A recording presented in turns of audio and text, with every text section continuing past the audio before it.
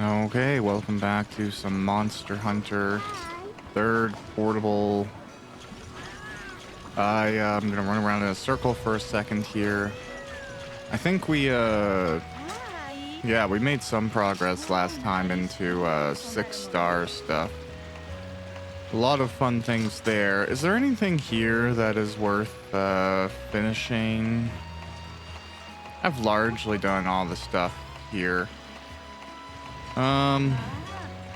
Yeah, so that being what it is, I feel like trying to fight like a Diablos is just gonna be hilarious and painful.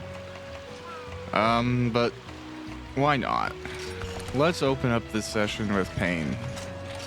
Do I have mega potions, energy potions? I have stuff. All right. You know what? Whatever. We'll go out this door. I'm already this far. Oh, wait. Is this a capture quest? No. Okay. I thought it was white for a second. I was like, wait, what? I think they used to do that, and then I don't know if it was changed or I'm just crazy. I always thought it was like red for hunting, white for capture, green for gathering. Oh, well. Finally off, and I'm recovered a little bit from some dental surgery, which, as fun as that type of thing is, pretty exhausting. Oh, okay. I don't know what I'm thinking. Paintballing, clearly. That's what I thought. I figure he's not even going to be moving up there because it's a Diablos. We're probably going to get an intro cutscene. So we'll go ahead.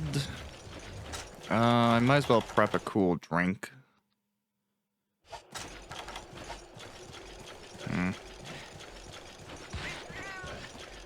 Kind of rocking the Janauga armor, but not entirely there. Missing a piece or two. I should probably do that, but we'll see.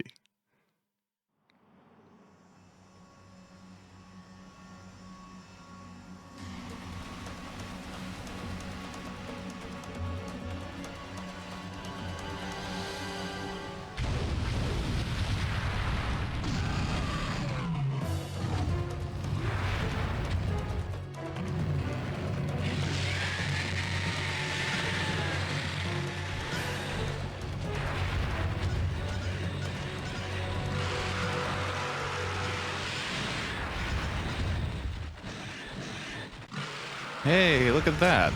This guy is mean to fish. Well, sandfish, but okay, let me paintball you. Thank you, sir. Hey, cool. I got knocked down and it saved me. I'm kind of excited to fight this Diablos because, like, the past few that I've had to fight in older games, the chip damage was really, really bad. So, like, I was getting beaten up. Whatever. Just, like, standing near the thing, and I would lose, like, half of my health in the fight. Just being around its legs. And given that I'm a greatsword user, well, I kind of had to be. And, you know, I've been thinking about, it's funny how deep my greatsword love goes, because, like, if you've watched any of this series or my other Monster Hunter runs, I'm only using greatsword in the older games as well. And then I was looking, like, what do I play? What's my main in Final Fantasy XIV? Dark Knight. And if you don't know Final Fantasy XIV, you use a greatsword. Big old two-hander. And, you know, it's interesting because largely in real life, if I was to pick a weapon that I wanted to use, I would pick either a saber or a rapier. Now, I guess it depends on context, but, like, if I had to pick a sword for a zombie apocalypse, for example, it would probably be a rapier. And I've really liked them historically, but I just feel like in games, they get played down, and the things that are fun about them are sometimes like not communicated effectively. So you have this situation where like you have a really long, cool sword, but you may be trying to like largely slash with it, or the stabbing doesn't deal much damage, and then it just kind of becomes like this frustrating twig to try and use. I can remember there's I think it's actually, is it? No, it's not Dragon Age. It's Neverwinter Nights. That's what I'm thinking of. I always liked the idea, oh, I'm gonna die.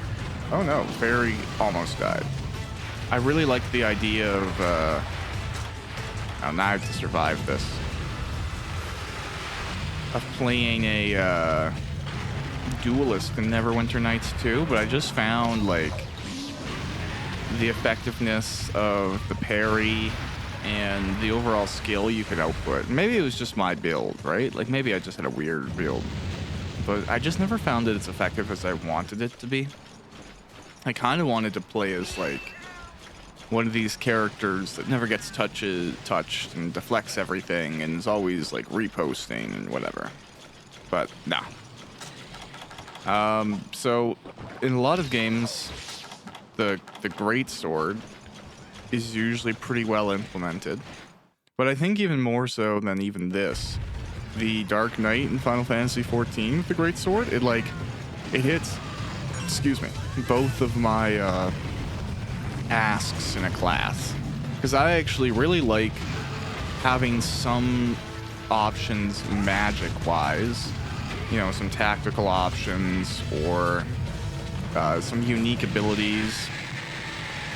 I like being able to do more than just be a martial melee fighter, kind of like a barbarian.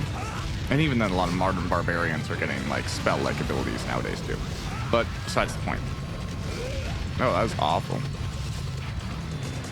So when I play Dark Knight, you know, I have the ability to like shoot this energy ball, and I can put up fields of what looks like blood that saps health, and you know, can you do different like types of fancy magically enhanced strikes. I'm not just like swinging the sword all the time, which feels really rewarding because I've always had this frustration, I guess, between what I like and what options I get in the game.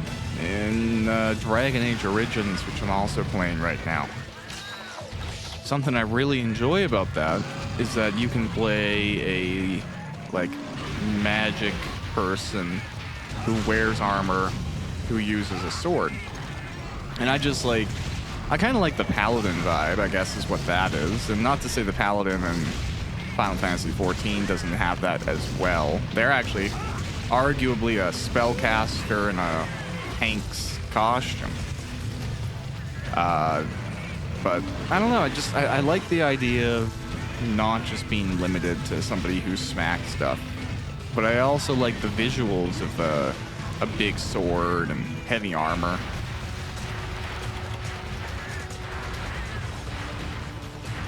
Yeah, let's use this. Why not?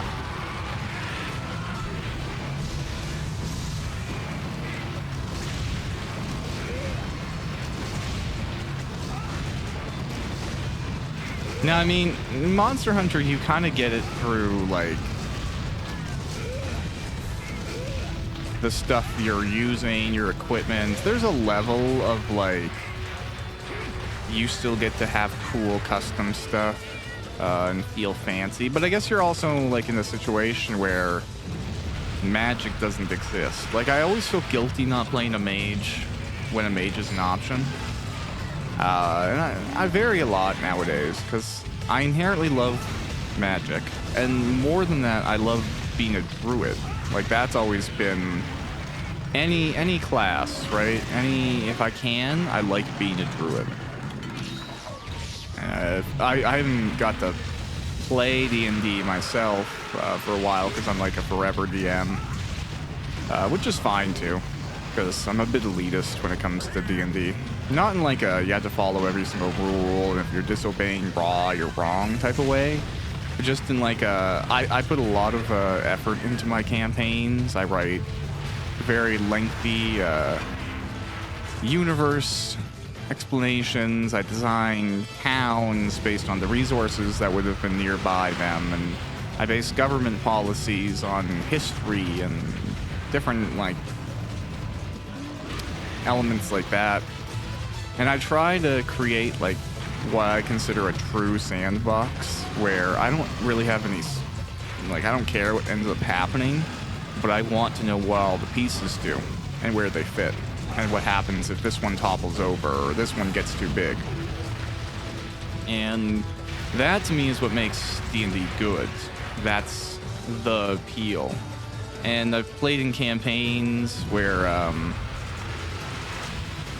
you don't get that sensation, and there's nothing wrong with games like that. If that's how people like to play, if they want to be more what I would call ad hoc or improvisational, and you're just kind of like, you know, taking the piss with your friends, like, that's fine. There's nothing, you know, whatever works for your table is what works for your table.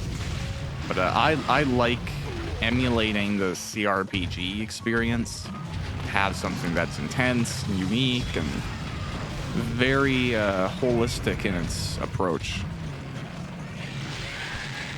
So I'm kind of the forever DM because, like, I keep on becoming it and running groups, and also because I would struggle with being in a campaign that isn't done that way, just because it's what I want to play. Now, if the opportunity ever arises, that's awesome. But I think as well, like, if I'm in a D&D crew, I bring a little bit too much intensity. And, like, I wouldn't metagame or anything like that, but I just, like, I have very intentional character choices, and I like to reference the tools of the universe, and if those tools aren't there, then the DM may struggle with, like, handling my requests. And I don't want to be a disruptive player or someone who's, like, always being a hassle.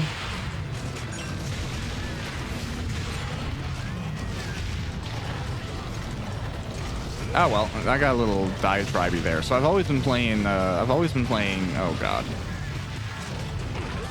druids. Actually, one of my favorite druid classes is the Diablo 2 druid, and it's for the same sort of reason that I'm talking about now. Because that druid, you could do what I guess was called in the day like a punch druid or something, where, sure, oh, he's raged. I can't use this right now, I don't think.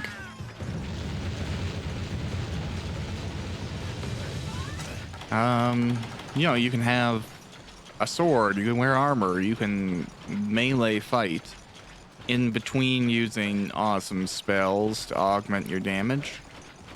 And I also play druid a weird way, even though I recently even tried the Diablo 4 beta. Because, you know, why not try it? Try it out. And it was okay, although I can't lie. As much as it was visually very impressive, and the graphics were awesome, and the story seemed interesting, and all of that stuff, I was actually falling asleep when I was playing it.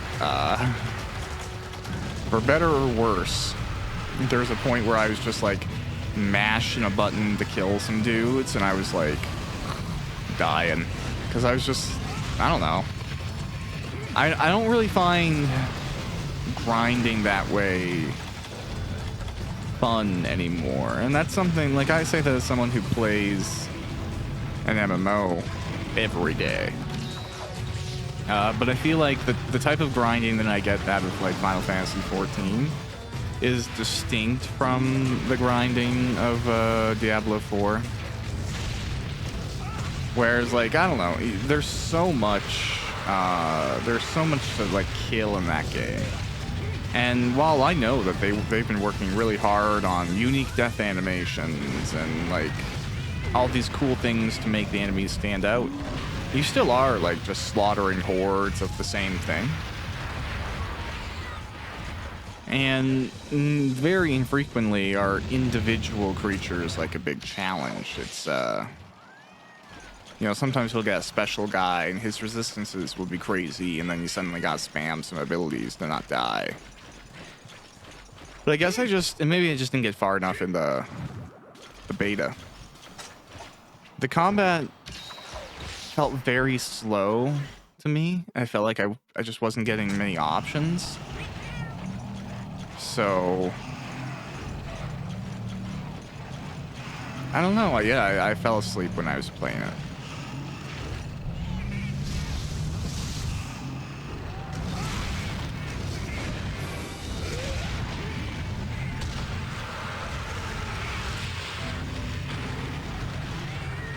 Yeah, I'm just gonna go over here and sharpen. Take that. Old school Monster Hunter for the win, man.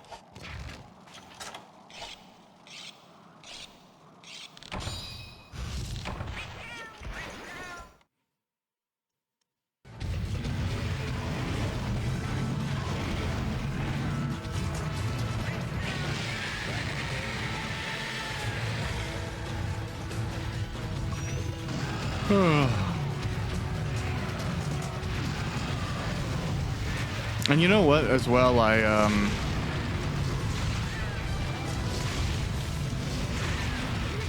recently got to a point in this is becoming the Final Fantasy 14 block, Jesus. I've recently got to the point in that game where I have reached the end of the main story quests as far as the most recent patches go. So the way that game works, if you aren't familiar, is like it'll have an expansion, and that'll be like 10 levels of main story quests, and it'll be quite extensive, and I'll have a really rewarding story and a bunch of new levels and dungeons and boss fights, which are called trials. And then you get patches in the game, and patches add sometimes, often, their own kind of like unique story between expansions. And then they'll add like raids and continuing content that carries you from one expansion to the next. It'll often set stuff up or dive into unique elements, and that's pretty rewarding. So right now, I'm finally in the point where I'm playing catch up in the game. I'm done the main story stuff. I'm finishing off all of the raids that I haven't done. I am working towards doing like what current endgame players are doing. And it only took me 1,400 some hours to do, which actually is less than I thought. I sort of would have figured I would have been at it for longer. So I don't have any complaints there. Weirdly enough, maybe I should, but... And I'm still enjoying myself. I think that's really the sign of a good game. Is like after you put 1,400 some hours in, and you're still like, oh, I can't wait to see what I get up to tonight. And I have, funny enough, I have taken breaks from the game. I took, I think it was around the time that Cyberpunk came out. I took like a 1-month break just to play that game. I didn't like beat it conclusively. I'm debating, and you know, I don't know, I might not, but when Final Fantasy 16 comes out, I'm gonna be playing a lot of that, so we'll see.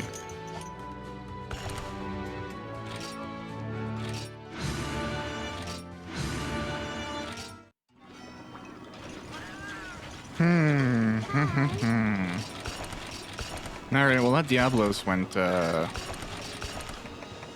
better than I thought it would. So that's funny. Kind of leaves me in a position like, what is next? Oh, a T-Grex. Oh god. Alright.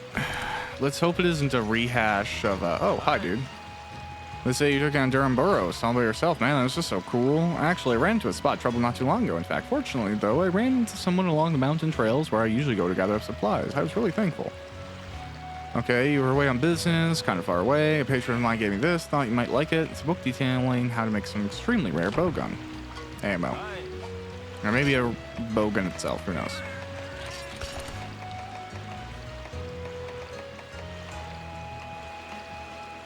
Great, alright, well, let's go see how my T-Grexing is today.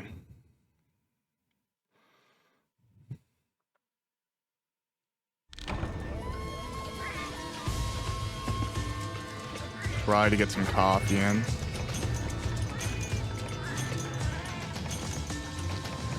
No, I didn't need that. Let's destroy that. Discard. Yeah, I don't care. Throw those files on the ground. This is the only circumstance I'm okay with littering. I'm actually like, okay, this is such a weird topic to get into, but I'm going to. I'm so sick and tired of people littering. Like, it's become much more of a nuisance to me since I've been walking the dog a lot. And like, I'd never liked littering. I've always been one of those people who would like volunteer to pick stuff up. But now it's like, there's earphone jacks and full cups and sauce things from restaurants and napkins. And it's like, what the hell is wrong with people, man? Drives me nuts.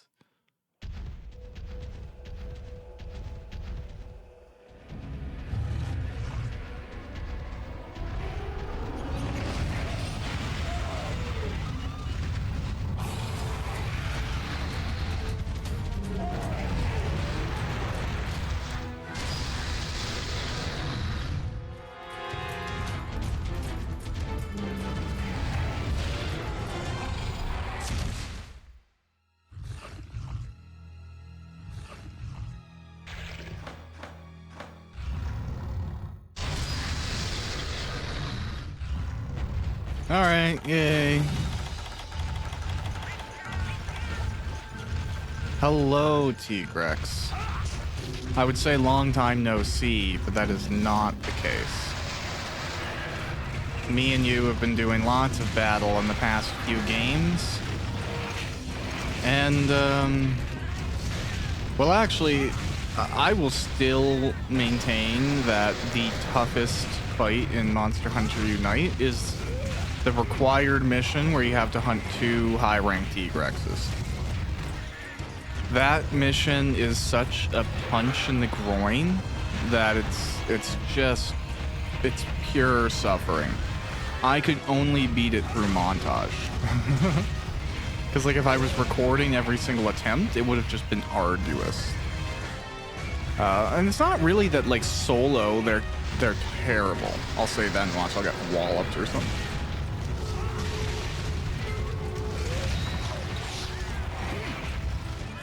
More, I just mean, like, they have a lot of crazy speed. And then again, in the first game that you're hunting them, like, 2 or Unite, whatever, those are games with chip damage. So, like, this guy will shuffle a little bit, and you'll, like, blow up. Not like that. That was an actual attack. But getting rid of chip damage was one of the smartest things they ever did for Monster Hunter. And I would say, going back, it is absolutely the toughest part about making peace with the older games.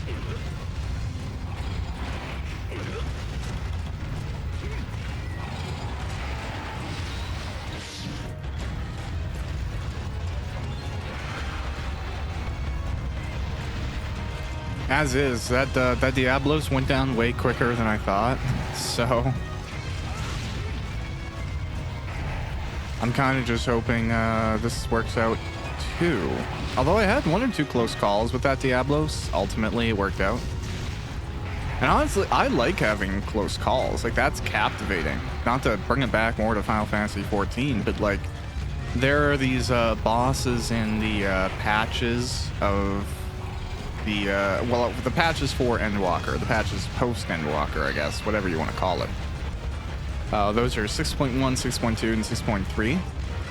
And without like spoiling anything, you're fighting like some big bosses, and they have just crazy mechanics. Like you gotta dodge here and then run in a circle here and then stand over here, and oh, and this whole stage is gonna spin, and now you gotta do a puzzle, and then it's like, it's so action packed. And because like I'm playing a Dark Knight, which is a tank class in the game, I'm maintaining largely the aggro for the boss. So he's focusing on me, he's looking at me, he's attacking for me.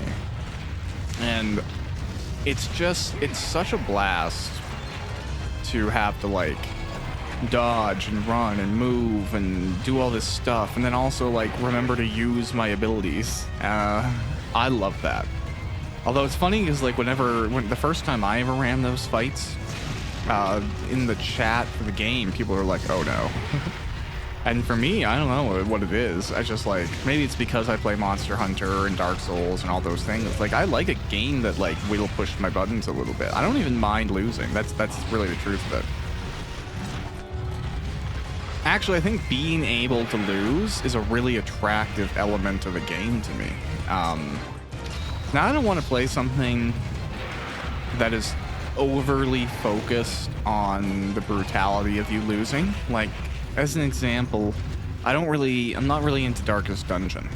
And you would think, like, oh, if you like that type of thing, if you like being set up to lose, you would like that. But no, I think being able to lose is like in a D&D campaign, like when, you know, a real threat more than anything. You want to be in a position where your victory isn't automatic and where you actually do have to work for it. At least that's me. That's what I find rewarding. I don't know why I went potion. And say, like, I actually don't feel like Dark Souls sets you up to lose. People who think that probably haven't played the game, in my opinion. Because, like, especially, like, if you look at Elden Ring or something, the game is all about giving you cool stuff and fun abilities. And teaching you how to play it. Now, sure, it teaches you through the lessons of dying. But the game is actually largely set up for you to win. It wants to give you the tools. It wants to teach you the methods. It wants to see you succeed. I think Darkest Dungeon comes from a we want you to lose, and if you don't, good job perspective. Which again, if somebody's into like that brutalist sort of perspective, if they enjoy that, that's cool. Nothing wrong with that either. But I don't conversely like the situation where like it feels like I could do anything and I'm gonna win. And there are some cases like that.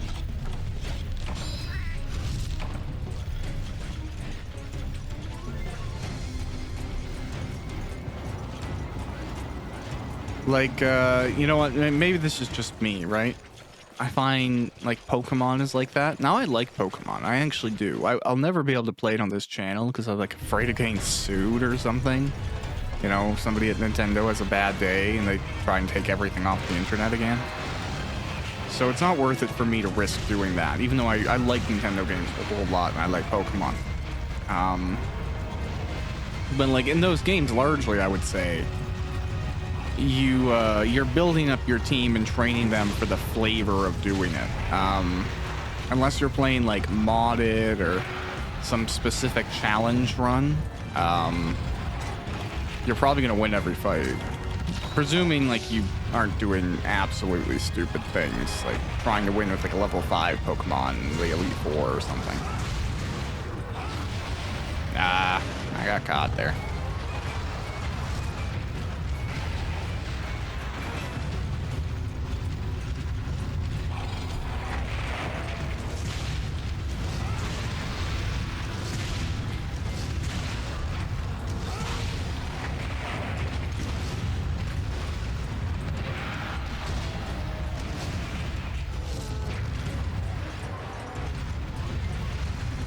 There are a few other games where, like, they want you to win, but they will absolutely let you fail. The one game, God, it has such a long name. It's like Sniper Ghost Warrior Contracts 2 or something like that. That's a really well architected game or a designed game or whatever, the infrastructure of it has so many points of failure. This can go wrong. This person can hear you. This person can sneak up behind you. This shot can miss. The wind can interact with this. But you have the tools and the inputs to deal with all of that.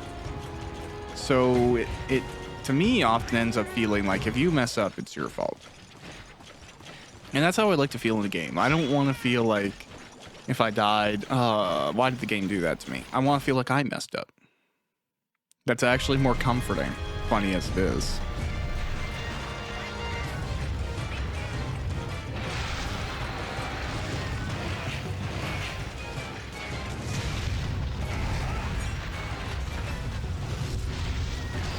And you know what? I'm going to be going and playing, not on this channel, just in my own time with some buddies. I'm going to go and play Redfall. And it's funny because, like, if you believe everything on the internet, it's apparently like, you know, it killed Jesus or something and stepped on everyone's grandmother. And it's like, I'm really actually sick and tired of the sensationalization of game reviews and these people screaming, oh, never pre-order, look, never do it, look, you never even buy something until you've watched 5 reviews. And it's just like, can you make up your own mind, people? Can, like, you derive some of your own opinions from your own experiences? Or no, does everything have to be spoon-fed to you by somebody else with bigger words and louder opinions? It just feels like people, like, hook on to something without ever trying it, and then they potentially rob themselves of an experience that they would like. I mean, I think you see this now with tons of games. Tons of games that got panned or crapped on, and you know, people just didn't challenge those opinions. When they eventually go and play those games, they're like, oh, hey, this isn't all that bad. This is actually pretty fun. Why didn't I give this a go? It's because, like, you fell for some idiot trying to get you to react, you know? Like, there's so many folks who are just like, it's uncanny, too. Like, everyone has the same negative opinion within a few minutes of each other. Yeah, no, you're not all just seeing the videos that are getting hits and then deciding to do the exact same thing. Come on. And it's annoying too because people are making the same critiques and a lot of them don't even seem like fair, you know? I think, like, folks were saying Redfall had the same performance issues as Jedi, you know, or Fallen Order Jedi Survivor or whatever it's called. And, like, that game is horribly optimized, unfortunately, but it's still a good game at its core. As far as I can tell, the story, the content is there. So when it finally gets fixed performance-wise, it'll be a great game. And then folks were saying, like, oh, you know, Redfall's performing just as bad. And for context, Jedi Survivor was, like, managing, like, 45 FPS on a 4090. Now, no, this was at 4K. So maybe if you're like most people and still playing 1080p, you'd be able to get like a solid 60. But even then, a little insane. And then, like, I was watching reviews of Redfall and people are playing it on, like, you know, I checked on my exact GPU. I have like a 3060. And I was looking at that and dude was pulling like 120 FPS. And I was like, what the heck?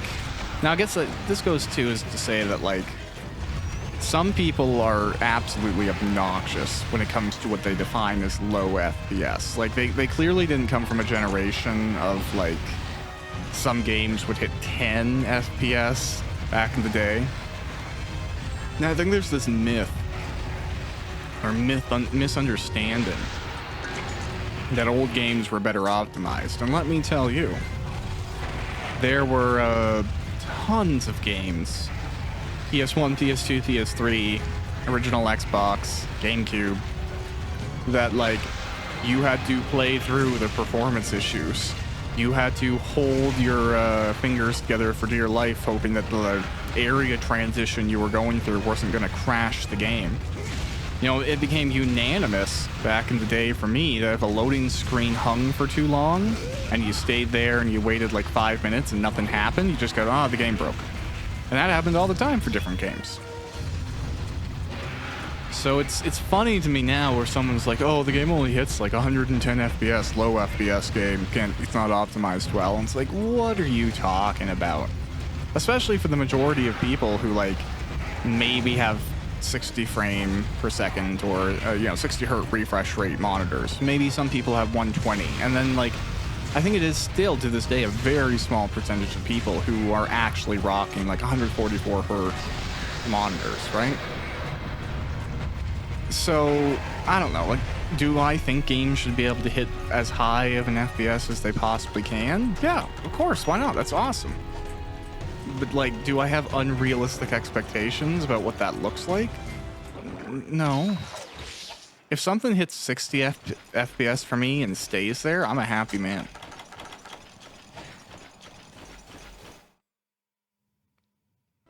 Either which way. So I don't think the performance issues for Redfall are fair. And then, like, this is a game as well that I feel like you need to spend some time with and explore. You know, like, the team behind this game has a really big skill set for level design, for unique interactions. But I think what, maybe the misnomer here is the game is getting picked up by people who maybe didn't play the other types of games that this company makes, right? Like this exact studio, they made Prey, and like nobody bought Prey. I've bought Prey. I've bought Prey actually twice, because I bought it for myself and I bought it for somebody else because I thought it was so good. I wanted somebody else to play the game. So I've done a run of that game and played it again, and it's a really, really good time. But it is slow and methodically paced. It is not a Call of Duty. It feels a little stiff in comparison to something like that. And part of the joy is unraveling the world, taking in the stories that aren't inherently spoken aloud, and finding your own fun in interacting with a well-built setting. Actually, very much like what I'm talking about with the way I like to DM. These people create games that you can explore in and live in, but you have to have kind of, the onus is on you to want to do something. If you just want to walk around and shoot stuff, then that is exactly the experience you're going to have. And the game developers probably aren't going to challenge that experience. They're just going to be like, okay, well, that's what you want to do. That's what you're doing. Go ahead. And I know it's weird to like put the blame on a player for themselves not having fun, but I do think that is kind of the case. There's tons of people who don't like Minecraft because they're like, what do I do? And it's like, what do you mean, what do you do? Look at all the things you can do. Do that. And, it's a pointless argument because not everybody is creative in that way. But I think to me, it seems more like a marketing issue. I think the marketing was like really pushing this like almost Left 4 Dead style of experience, and while I'm sure it actually is going to hit that pretty well in my opinion, I'm excited to give it a go and evaluate it on my own terms. But it probably should have gone for a more methodical showcase. What systems are in play, how the NPCs work, how to explore. And then there's like, okay, this is another diatribe, but I guess it's where I'm at today. There's some stupid critiques that are coming against the game. Like I saw some person be like, oh, you know what, this is such a lazy game. This chimney doesn't actually connect to the inside of the house. If you go up and you look at the roof and you look in the chimney, it's just the roof inside the chimney. And it's like, who cares? What game ever has not had like clipping issues or some weird geometry in the levels? Like I'm sure you can find an example from every massive game, everything that's ever won an award. Even huge franchises. You like look at the tiny little things, you're gonna find stuff that's a little wonky. That's just the human experience. We're imperfect. But like, to make that point as well is just, I don't know. It seems like the type of thing that people do to me, where like I can do 10 things right and I'll do one thing wrong, and they'll be like, why are you this way? And you're like, well, demonstrably I'm not. You just found one example of it, and then tried to say that's everything I am. And it's like, what a disappointment. There's so much negativity out there in gaming right now. It's exacerbated probably by the fact that like we're all in in an economic crisis, and things are winding up to be as bad as they were back in the dirty 30s and the Great Depression. Actually, I'm pretty sure as is, wage stagnation is actually worse than it was during the Great Depression. So it's obviously fair to be frustrated in this day and age. I am, sure as hell. But I don't know, it just feels like a misplaced thing to attack art. Did I not even get that sharpen? Ugh.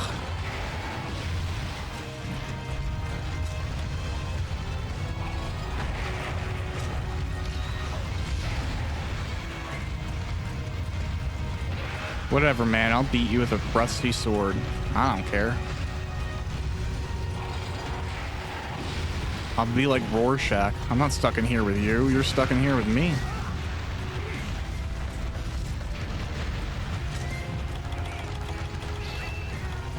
Man, you know what? Okay, this is really depressing, too. Kind of a random point. The amount of people who are going to understand my random comic references, I feel like, is going to become a smaller and smaller pool as I age.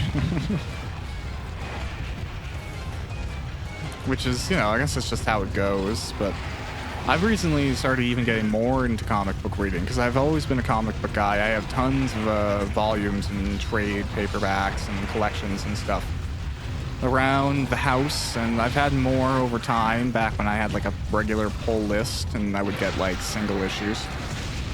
Now though, I am a stark Marvel Unlimited guy.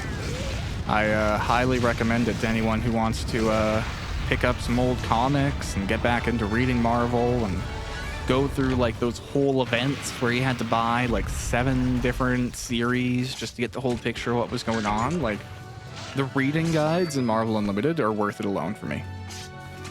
Where you can, like, just go through and read an entire event accurately. That's a big draw for me. Plus, as well, the interaction, like if you're on, like, a tablet or something like that, the experience is relatively flawless, in my opinion. Oh, well. T-Rex is good.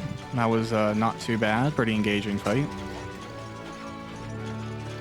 I had to drop a few heals along the way, but such is life. That's why I have healing on me. So, yeah, not upset. Not upset one bit.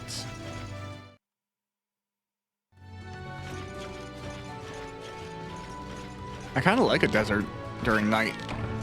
I think it's accurate that, like, it's really cold in places like this. Deserts get, like, super frigid at night. But I always wondered, like, how cold, right? Because as a Canadian, I'm pretty, like, picky about what is considered cold and what isn't. Oh, well.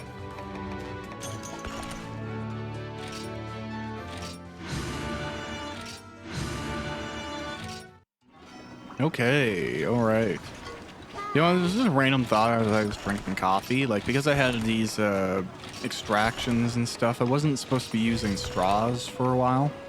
And that doesn't bother me because I don't use straws anyways.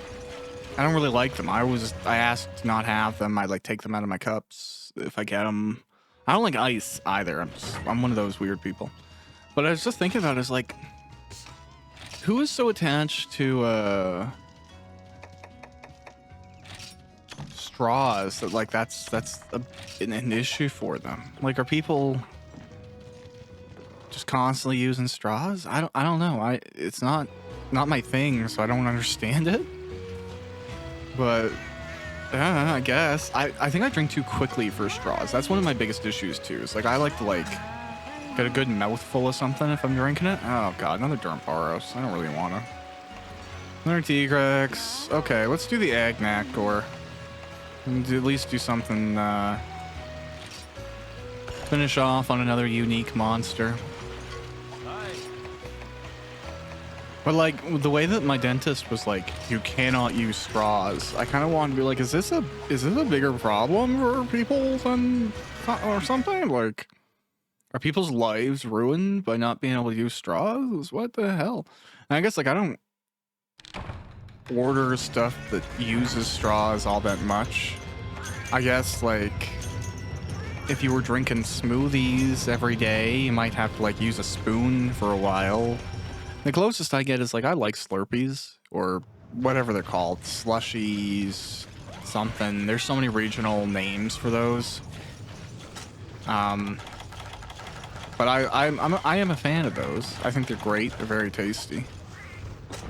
Okay. I figured he was actually going to be closer this way. But even then, I had one just the other day over the weekend, and I just used a spoon. Like, you know, wasn't that big of a deal. So I don't know.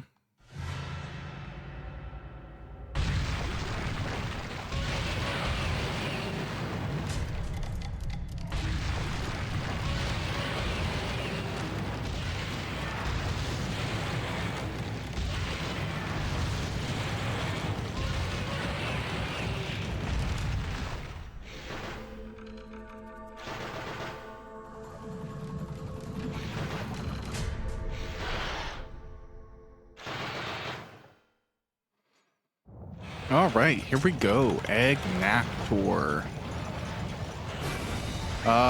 Very cool. One of my favorite monsters in the game. And it's generally a shame because he or she, I don't know, whatever. It isn't in a lot of the other games. I think something happened where, like, I don't know. I don't understand why Agnactor isn't in more games. Because he dodges paintballs like that. Oh, no. Yeah, I don't know, he just has like a super cool vibe and look, and it makes sweet armor. He has lasers he can fire, you know, like, and he's a long boy, you know, he's like my corgi. He's not super tall. Well, that's actually a lie. He is taller than a lot of monsters. But he's also long. He's a long boy.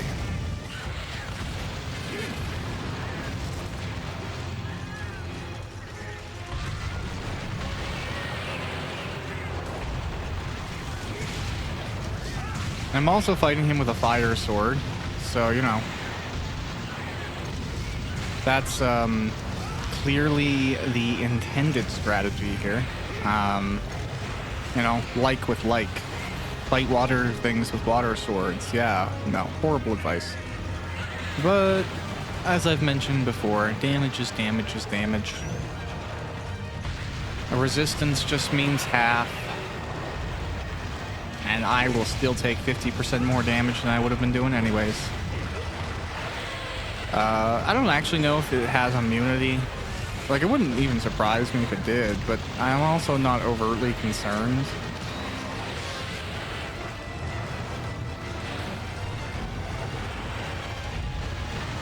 Oh, wow. That was very targeted, but iframes, yo.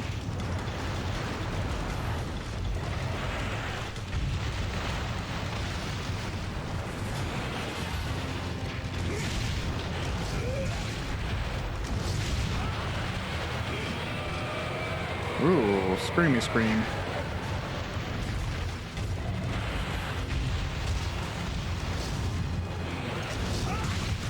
Benefit of the shield.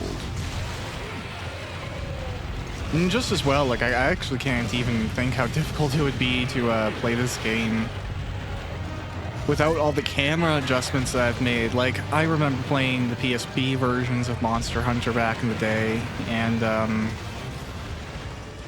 you had to, you know, crane your left hand to, like, be constantly moving the camera back and forth because there was no right analog stick. And then when I finally got to play like the Wii U versions of Monster Hunter, and I imported the PS3 version of this game, it was life-changing. Because you have to recall too, even back in the original Monster Hunter, despite the fact that, oh no, he's gonna fire his laser.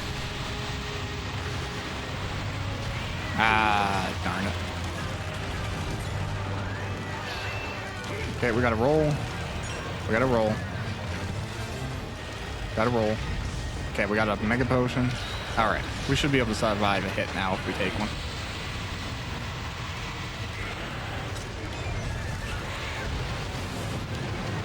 Yeah, so like even in the original edition, or depending on how cool you were, if you played Monster Hunter 2 on PlayStation 2, you know, like, I think it was the Spanish version, Duos, was really popular.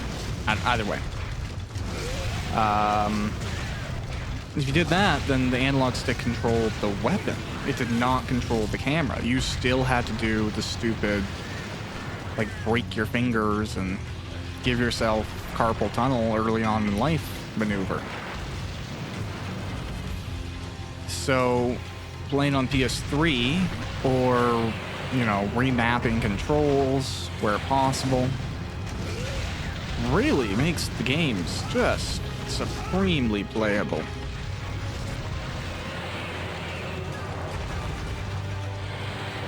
Oh, not what I wanted, but hey, it happens.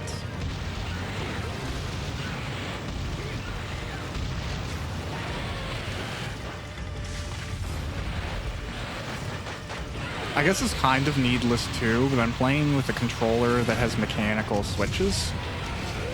And despite having to like tune my mic to make sure it's not getting picked up too much in my recording, it does have a very tactical feeling. Although I kind of, okay, I have this issue, and I'm sure a lot of people have this issue. I love upgrading technology. I love having new stuff, with the exception of phones, for which I just don't care. But like everything else, no matter how small it is, I'm like, ooh, but what about the new version? I'm actually like, there's this great disappointment where I bought a new mouse not too long ago. And like, I replace my mouse every couple of years to, you know, as aforementioned, upgrade. And I use my mouses pretty extensively, so it makes a difference too in functionality. But anyways, I upgraded a mouse, and then like a month later, the newest version of that mouse came out, like a new version. And it's not like hugely different, but it had a few little optimizations. So I was like, oh, that would have been cool. Damn it. And then I seriously debated replacing my brand new mouse for the new version. Now I didn't, because that's even for me, that's a little excessive. But I was tempted.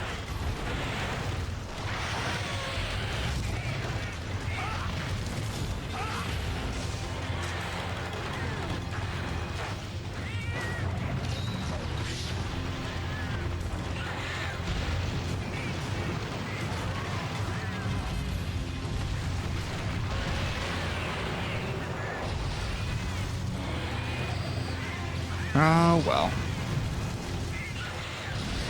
You know what? Something so random popped into my head right now. Like, that thing just hit me while I was in the middle of something. And for some reason, it made me think about how frustrating it is that, like, every pub right now seems to be going kid-friendly. Like, bring your kids, hang out, do whatever, be a family. And it's like, can we have some adult-only, like, places, please? Now, I don't mean like where we have like hits on the wall and everything is alcohol and everything is whatever. Like, you know, that's fine too, especially if that's what you want. But like, it's frustrating when it feels like these places that to me used to be refuges of adulthood that, you know, you were supposed to stay away from until you were the age to enter. And here in Canada, it's 18. So, you know, like pubs were a place that you could go after that point. And you had to like be an adult, and you had to, you know, act a certain way. And now, like, it feels like those places are just getting ruined by people with kids. You know, it's like one of my favorite pubs every time I go there. There's people with their whole families. There's people with kids, like toddlers. There's a 1-year-old's birthday party at my favorite pub. And, like, it sucks because, like, obviously, if you look at it from a financial point of view, yeah, it makes more sense. Get bigger tables, get more people in your place, increase your ticket sizes. Like, I get it. I understand fiscally it makes a lot of sense, but it's just sucks. And it makes me want to go less. You know, like, I don't want to be drinking beer in front of a kid. That feels fucked up. And, you know, I recognize, too, that, like, some people have different relationships with alcohol. I find it uncomfortable to be inebriated around children. I feel like it's inappropriate regardless of the context. Like, if you're going to have a Christmas party at the house, like, give the kids something else to do in a different room, or make them go to bed before you start getting slosh. Because it's just, I don't know, man. People get dumb, and your kids shouldn't see you like that. I hated seeing, like, well, I guess I grew up an alcoholic, so it's a little bit different. But, like, I hated seeing my dad drunk. And I hated, like, being the kid around a bunch of people drinking. And there's really nothing for kids to do there, you know? Like, it very much just feels like parents trying to force their life choice on everyone else. Like, I don't want to be around your kids screaming. I don't want to hear their stupid questions. I really don't want any of that. I want to sit here with, like, my partner, have a drink, maybe eat some food, and, like, swear and be cranky about stuff and whatever, you know? And then you have some kid there, and you're like, God damn it. And it feels like getting hit by one of these remote blows. You're just trying to do your own thing, and then some 2-year-old walks by in the aisle, and you're like, oh, God. Now, I mean, like, I guess the benefit being is people are having less and less kids nowadays, and there's a lot of reasons for that, largely because nobody could afford it if they wanted to. But, I'm actually pretty glad about that. I think we need to stop having kids for maybe a generation or two. You know, just let the earth clear up a little bit.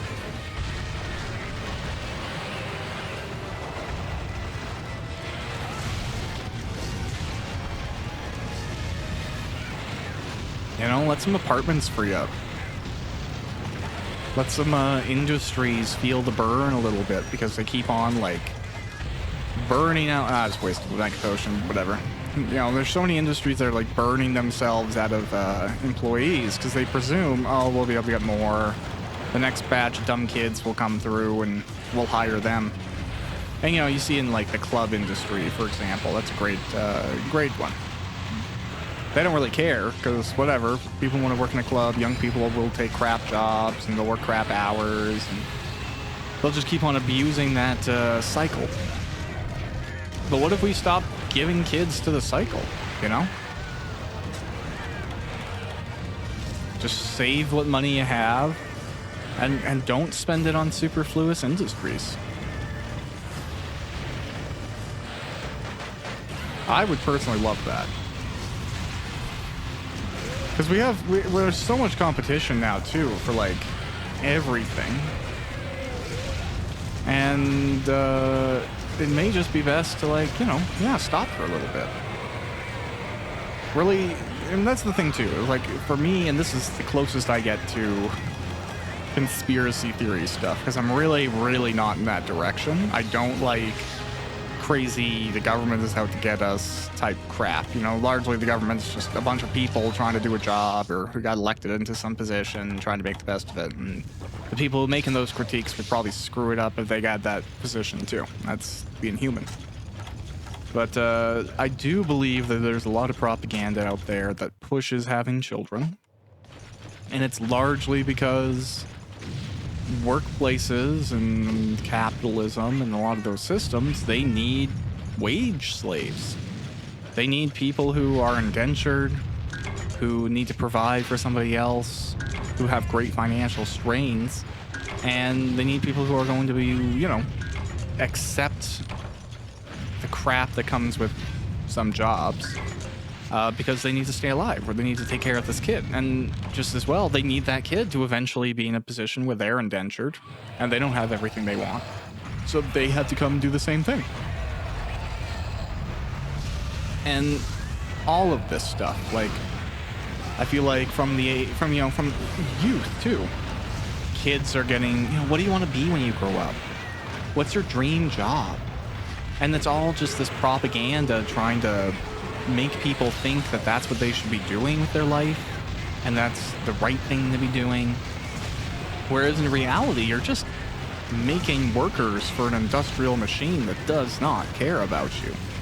Or, training to become the best cog you can in a machine that will replace you the second you don't fit anymore.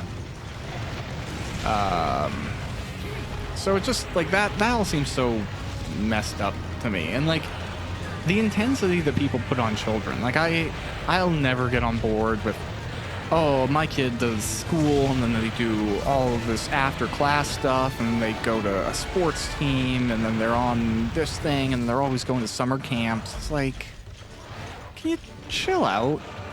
I also, like, I guess I'm of the opinion that, like, you can't make someone dramatically more capable or competent than they are. People can, like, rise to the point of who they are and become the best versions of themselves, but, like, not every kid's gonna be a physicist. Not every person's gonna be a award-winning writer. Not everyone's gonna be a doctor. You kind of have to just do what you're good at and be okay with that. And sometimes if there are shortcomings, then instead of trying to circumvent them or make it so that you don't have shortcomings, sometimes you just gotta go, okay, I'm not good at that. Or that's not for me. It's for somebody else. It's for something else to fill that role. Instead of forcing this universal jack-of-all-trades competence that, like, will actually, in my experience, get you in more trouble than it will good. Because you think, like, oh, I can cover all the bases. I'm really, really set. But if you're trying to do everything, you're going to step on a lot of toes and you're going to piss off a lot of people, especially if somebody is like, say you're in a work situation where you can do most things. To say one person can only do one or two things, they're going to protect those one or two things with their life, their sanctity. Whereas you're just going to come across as cocky and dismissive because you're like, oh, what do you mean? I can do this, this, this, and this. Can't you do that? And I don't know. In my opinion, it sometimes sets you up for failure.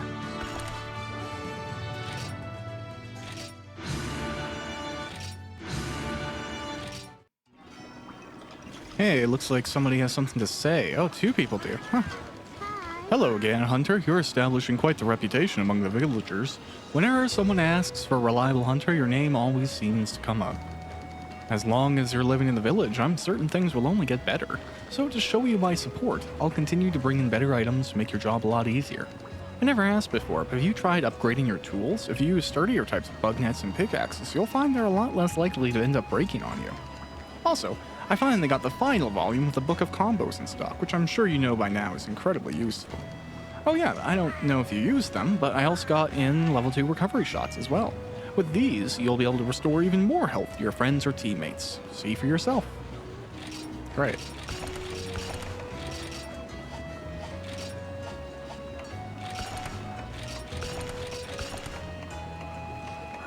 Oh nice, she has mega pickaxes now. Cool times. I should probably stop buying iron and buy those instead. Is Yen Moran in this game? That's awesome. I have no idea where it is, but I'm sure I'll find it.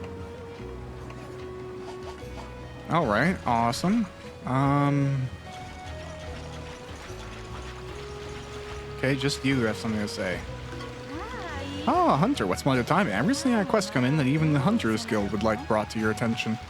Have you ever heard of Yen Moran? It's also known as the Mountain Peak Dragon, and is quite literally a giant when compared to the other monsters you faced so far. Some of the guilds in larger cities even consider it to be a symbol of fertility and prosperity. Recently, however, large amounts of sightings have begun to flood in. I was fortunate enough once to have caught a glimpse of that enormous dragon. Nevertheless, the task being asked of you is to pursue this giant dragon before it can cause any more damage. What say you, Hunter? Will you do it for us? Such an opportunity is quite rare, and you may find that the rewards for success to be very befitting. Nice. Okay, now we have the urgent, and I'm not going to do it right now because I would like to probably get my set built out and really clarify that. But largely, we've done pretty good in these village quests. That's awesome.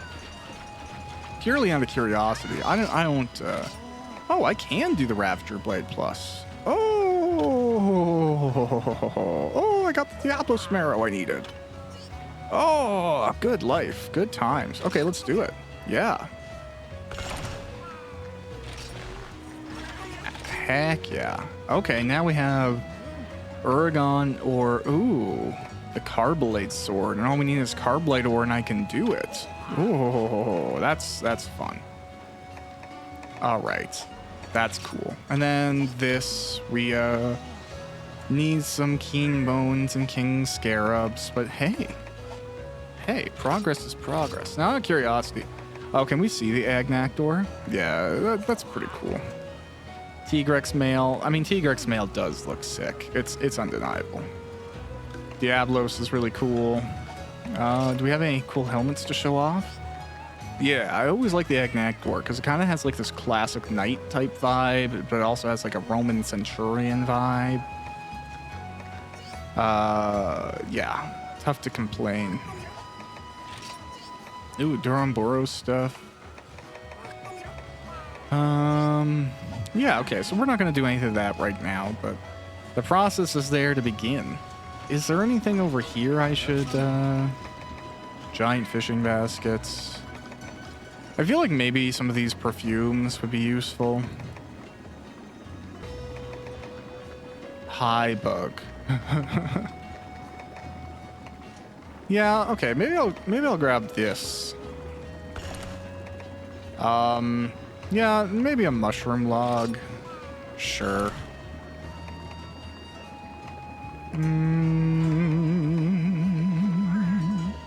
Oh, you know what? Yeah, let's do that too. Why not? Okay, we'll go look at all this new stuff really quick.